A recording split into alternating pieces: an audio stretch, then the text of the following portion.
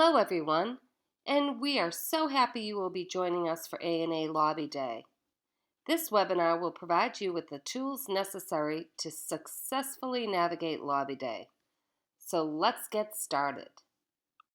So the objectives of this webinar are Introduction to the Massachusetts Legislature and Legislative Session, How a Bill Becomes a Law, Understanding the Bill, Key Stakeholders and Factors, Nurse Advocacy, Storytelling, Key Points of Lobbying, the Legislative Meeting Checklist, and ANAMASS Agenda and Resources. In Massachusetts, we have a legislative session that lasts 2 years. Not all states have a 2-year session. Some may have a 1-year or even just a few months. The first year of the session formally runs from the first Wednesday in January, in an odd year, which would be 2019, to the third Wednesday in November, even year, 2020, at which point it enters an informal session until the following January. You can go to Mass Legislative website and sign up to track bills, find your legislator, and your district. So within the Massachusetts legislature, we have a bicameral body, meaning having 2 branches or legislative chambers. The upper house is the Mass Senate, which is comprised of 40 members. The lower body, the Massachusetts House of Representatives, has 160 members. So we know that the Massachusetts legislature, which totals 200 members, are elected by the people of the Commonwealth, which includes you and me. So we can see the importance of voting. Legislation may be filed by members of the House and Senate and by the governor, who is currently Charlie Baker. The state constitution also allows citizens to ask their legislators to present bills. Bill filing deadline for legislators is 5 p.m. on the third Friday in January. However, the governor can file legislation at any time. Bills that originate in the House will begin with the letter H, and those that originate in the Senate begin with the letter S. Through a series of hearings and deliberations, a bill will only be passed if there is agreement by both branches.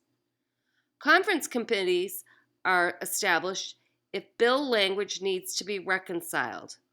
Once completed, the bill is sent to the governor's office.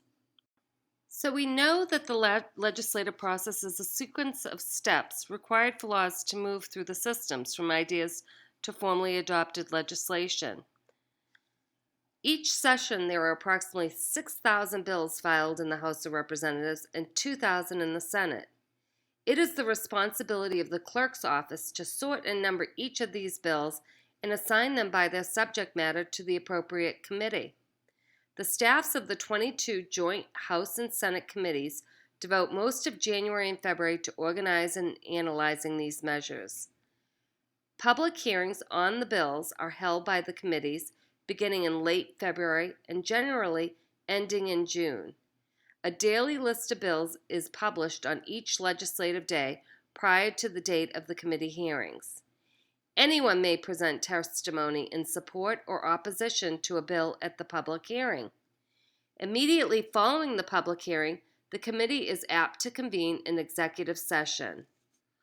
Although executive sessions are open to the public, only the committee members and staff may discuss the bill. At this time, the committee then votes to report the bill out of committee. If it's reconciled and it makes its way to the governor, the governor may act in 3 ways. He may sign the bill, and then the bill becomes law after 90 days. Or, unless it's an emergency preamble, then it becomes law immediately. Second option is the governor may veto the bill. The bill is returned to the general court with the reason for the veto. The legislator may reconsider the bill and can override a veto by a 2/3 vote in both chambers. Then the bill becomes a law without the governor's signature. The governor may choose not to sign the bill, and it becomes law anyway. This occurs when the governor holds the bill for 10 days during which legislation is in session. If the legislation is not in session and the governor does not sign, this is known as a pocket veto.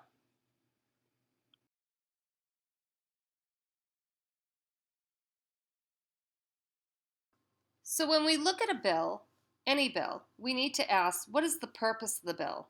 What is the problem that is trying to be fixed?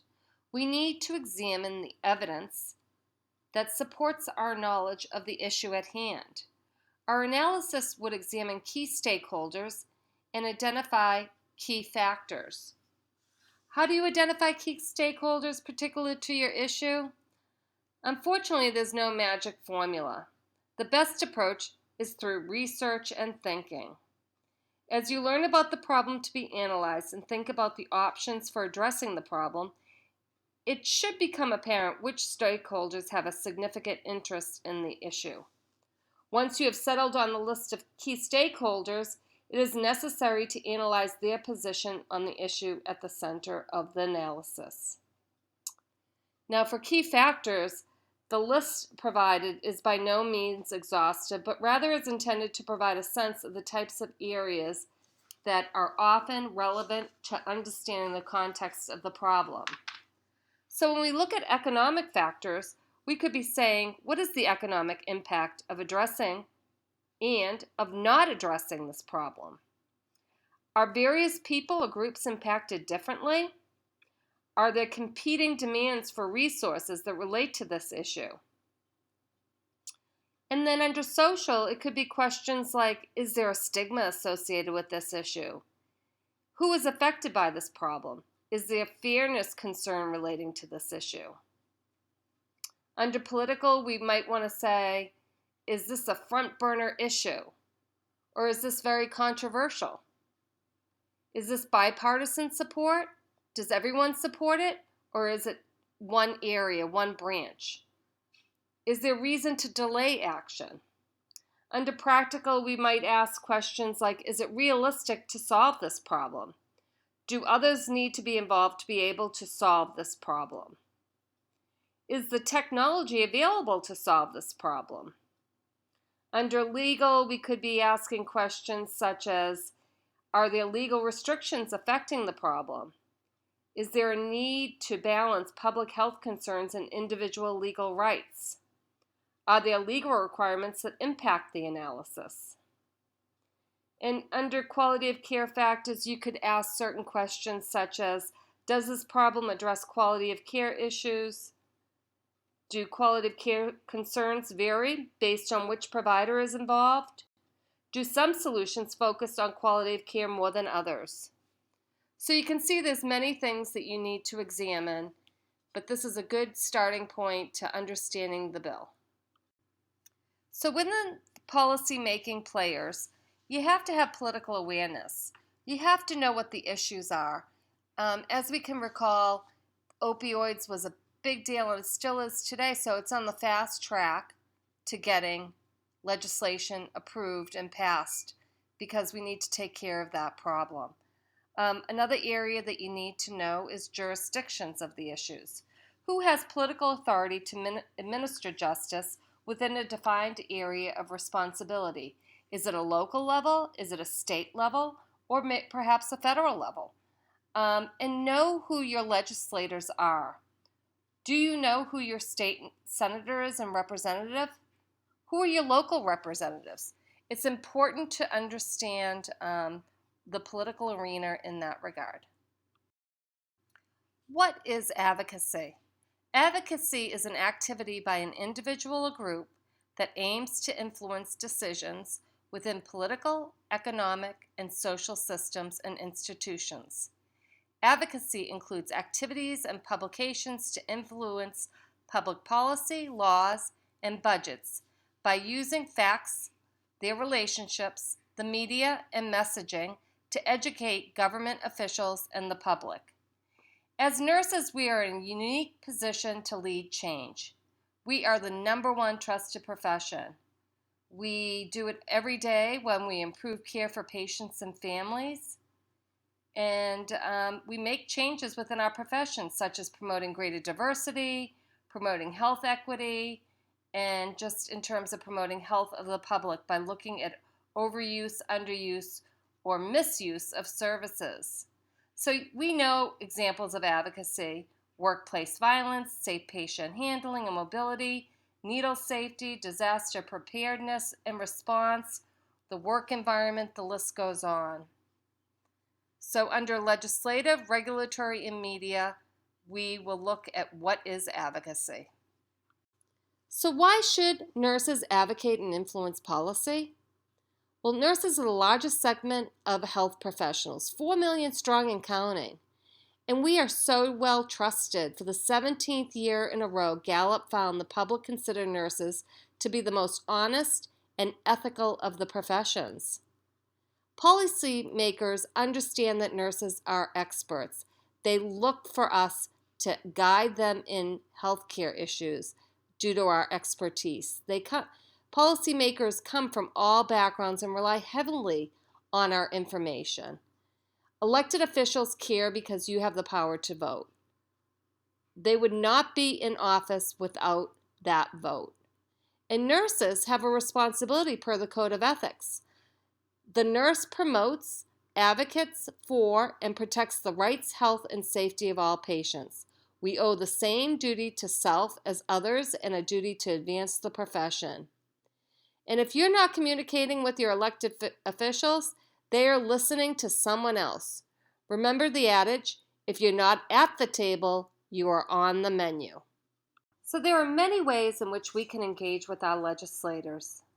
Being a member of a professional organization such as ANAMASS, this organization is on the forefront of connecting with our legislators on many issues. Also, you can write or email your legislator on issues important to you, your community, and your profession. Donate time volunteering in a campaign, letter writing, phone bank, or canvassing.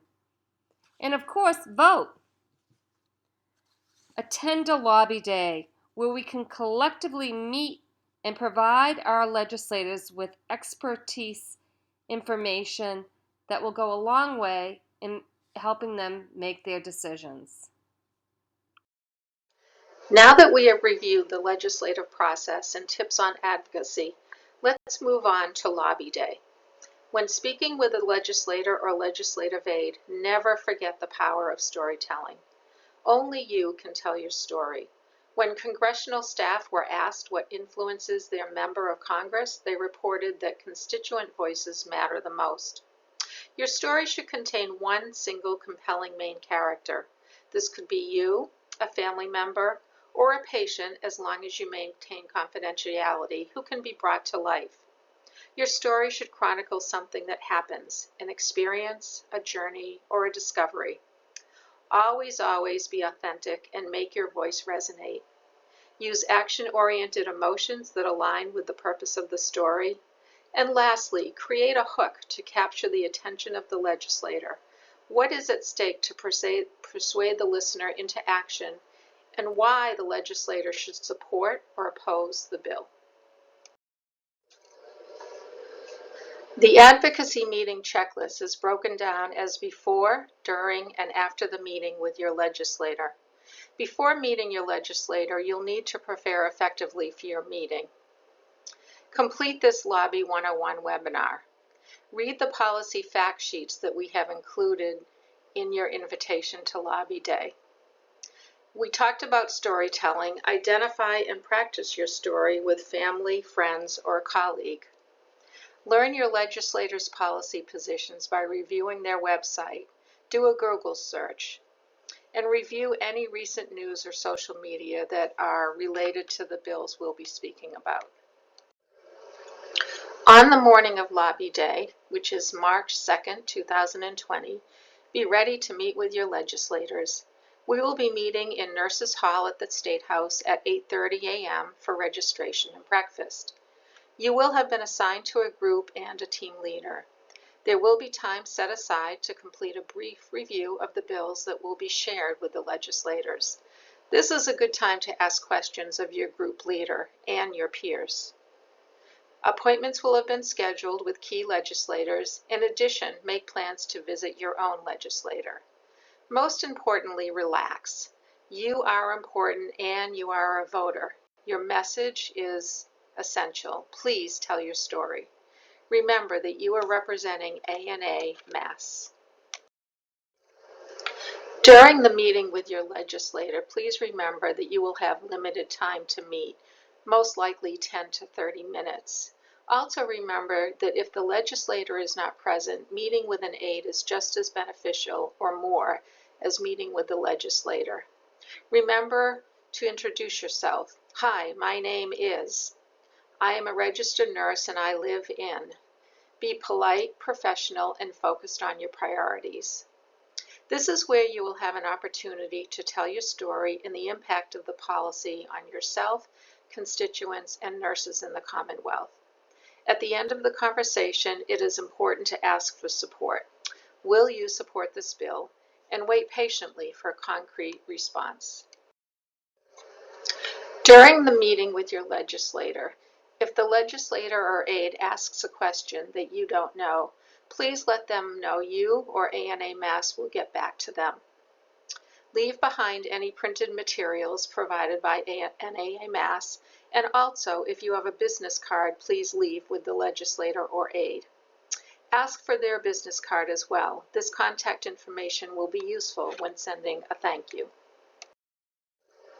After the meeting with your legislator, please follow up on any unanswered questions. Also, make sure to include ANAMASS in your follow-up.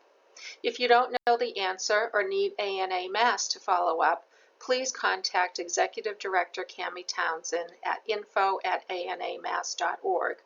Make sure that you let ANAMASS know what the question is and who you spoke with. In addition, share your experience and any pictures on relevant social media sites.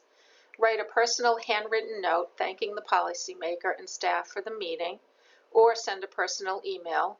Again, asking for the business card at your meeting will help you remember who you spoke with. And also consider writing an article on your lobbying experience for your local paper, company newsletter, or the ANAMASS monthly newsletter. The ANAMASS Health Policy Committee and the Board of Directors reviews many bills that are upcoming in the next legislative session and determines which key bills our organization will focus our energies on. For the 2019 to 21 legislative session, there are 10 key bills that ANAMASS has prioritized. You may find detailed information on each bill on the ANAMASS website. For our lobby day, we will be lobbying on the first 3 bills in this list. In brief, House Bill 2664, Senate Bill 701, an act relative to the governance of the Health Policy Commission, is advocating for the appointment of a registered nurse to be on the Health Policy Commission.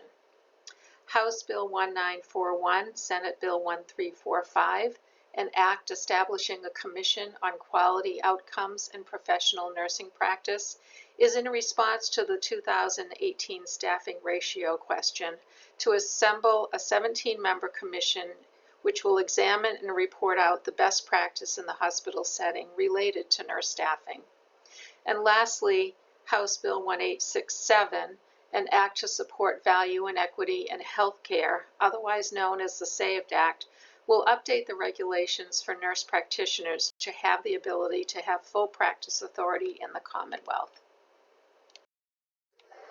The 10 bills that ANAMASS has selected as key bills are only a few of the many bills presented to the legislator in this session.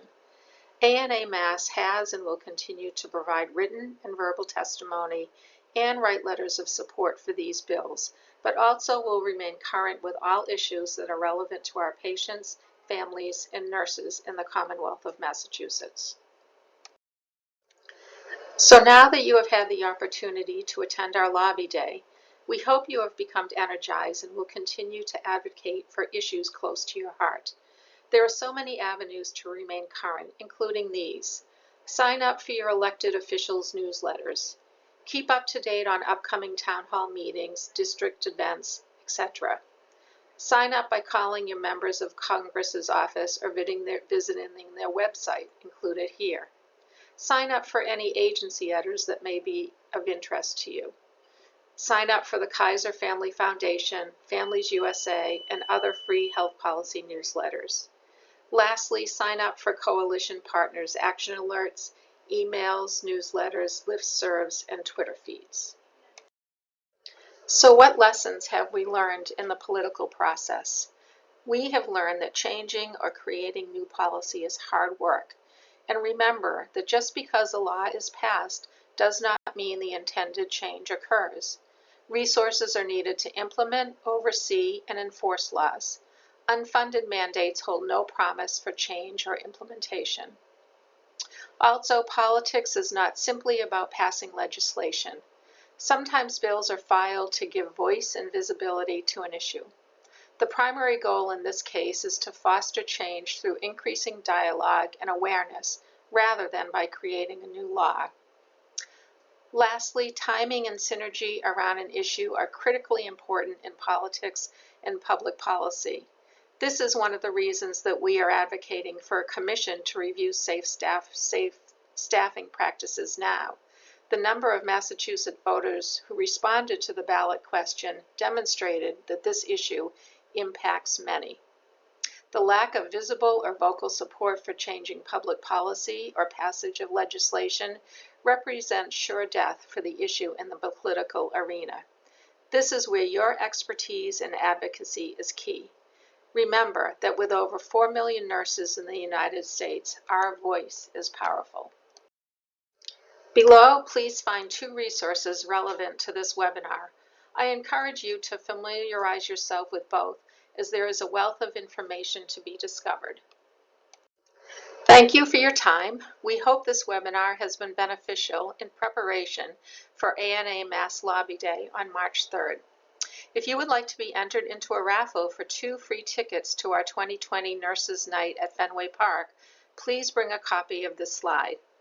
This proves to be a fun evening. Even if you do not win the tickets, please join in. Bring yourself, family, and friends. You can register right here or visit the ANAMASS website. Thanks.